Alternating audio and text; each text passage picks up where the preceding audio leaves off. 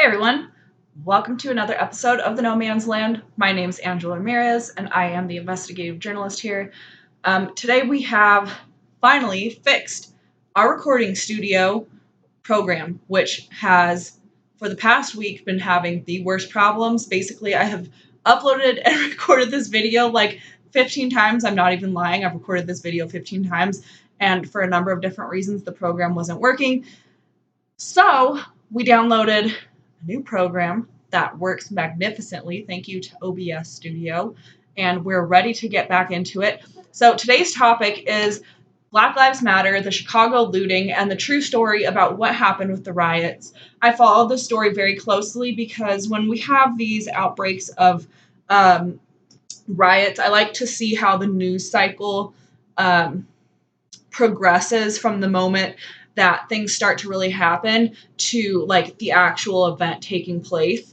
And so in this instance, what happened, I'll give you guys the run through before we go into the blog and go over all of the actual facts. But what happened on August 9th basically was there was an officer involved shooting in Chicago, and a false rumor began to spread on social media suggesting that Chicago PD had shot and killed a 15-year-old child, which in fact was not even close to what had happened. In fact, Chicago PD had been called to a neighborhood, I think it was a business district. They had been called to an area because somebody was walking around with a gun. People wanted cops to check this guy out. They approached the individual, who then started running and turned around and fired shots at officers. They shot back, and the individual, he lived and was taken to the hospital. Now, CPD has issued a statement. There was no body cam footage available. However, a weapon was recovered from the scene of the crime, or from the scene of the event. This specific blog is going to go into making the connection between Black Lives Matter Chicago's official chapter and this riot that broke out. For those of you who didn't see the riot footage, it was an insane riot. There was hundreds that took to the streets, and many stores, including a Walgreens, was looted. Other high-end designer stores were also looted. And so we're going to take a look at what I dug up. And if you guys are interested, as always, in looking at the sources that I've used for my reporting, I recommend going to the website thenomanzone.com, because I list every source that I cite. I feel like it's really, really important, especially with these specific subjects of Black Lives Matter and these riots and outbreaks across the country, to provide sources of and pretty much evidence of what we're saying is happening.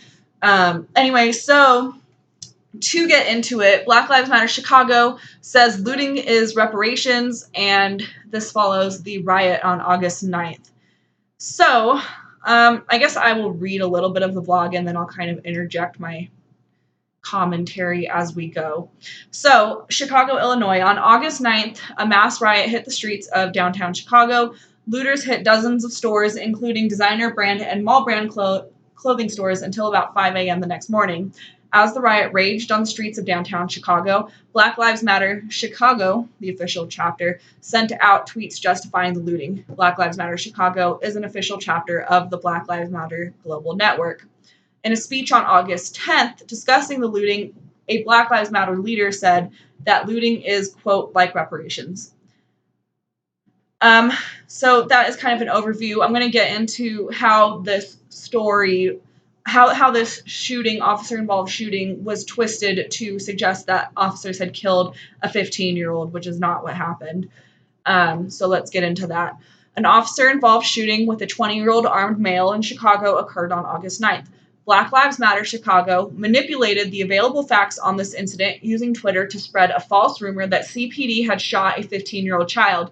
They then used this rumor as fodder to justify riots, tweeting, "If your rules include shooting our youth, you can't expect people to play by your rules." And that's actually a direct quote from Black Lives Matter Chicago's Twitter page, which you guys can see right here on the screen if you're watching. If not, that was word for word what they had posted on August 10th at 1:32 a.m., I might add, which means that the riots were in full swing at the time that this was published. So to go to the next section of this blog. It's the facts on the officer-involved shooting. According to Chicago police, an armed individual had been reported at the 5700 block of South Racine Avenue.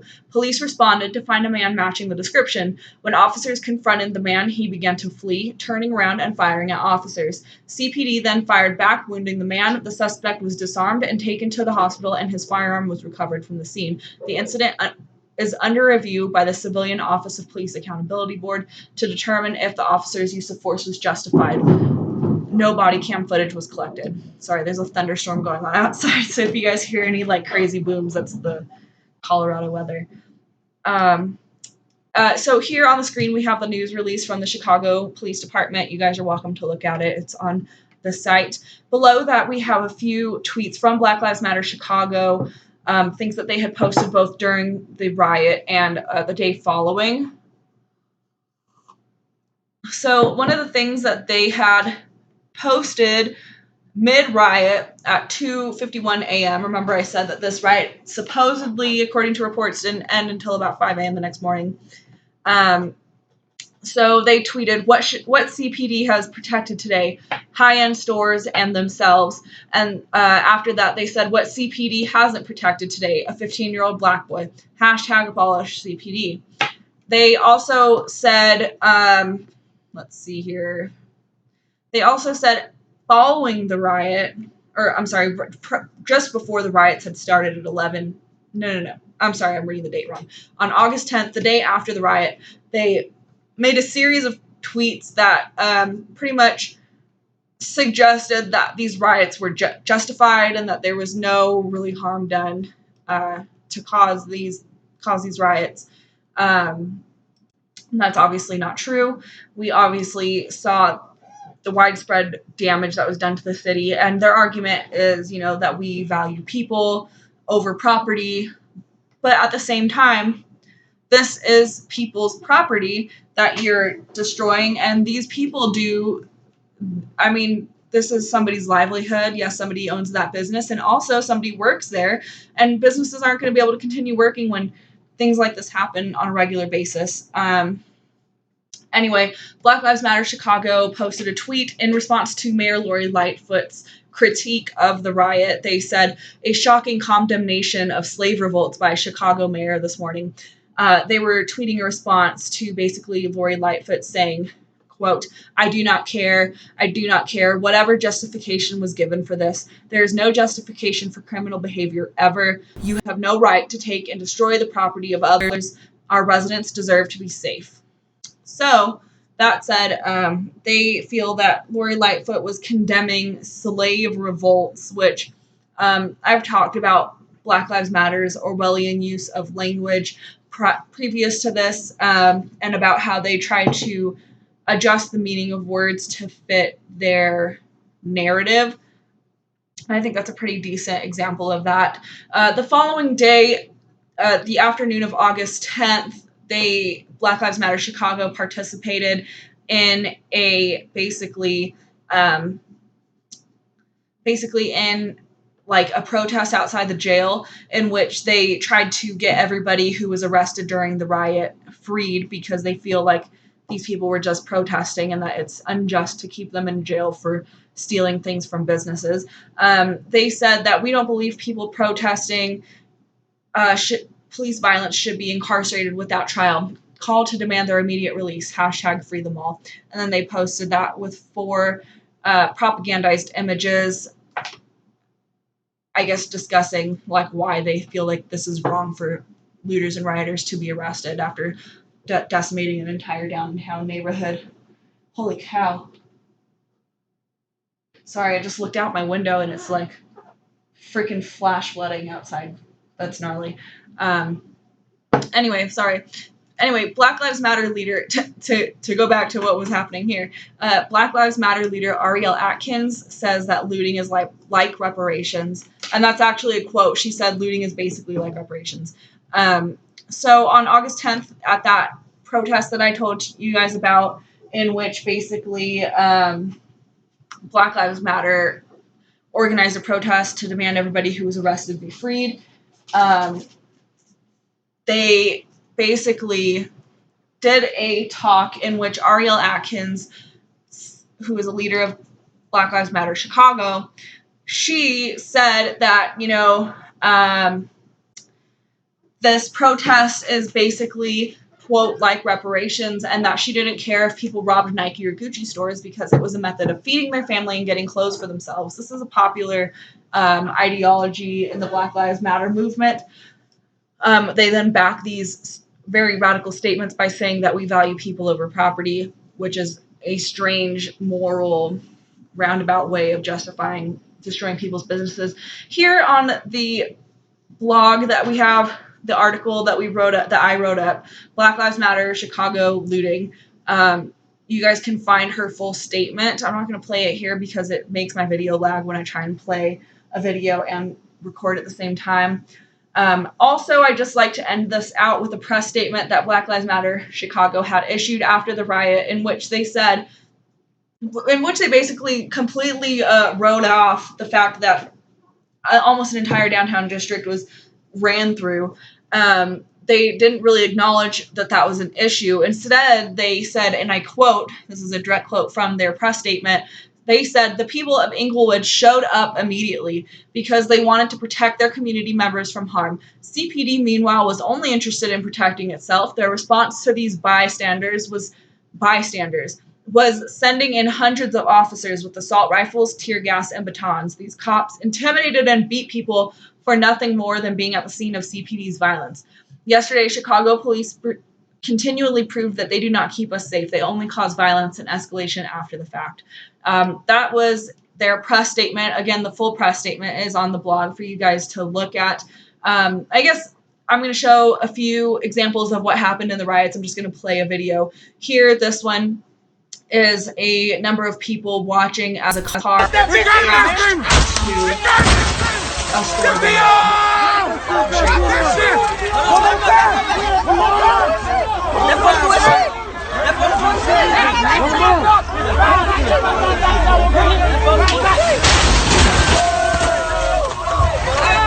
Yeah, so there was that, and then there's this, just looting a Walgreens here. I don't know if you guys can hear this. If you can, then that's awesome because we'll be able to play video in the future, but as of right now, the audio hasn't really been working in videos that I play.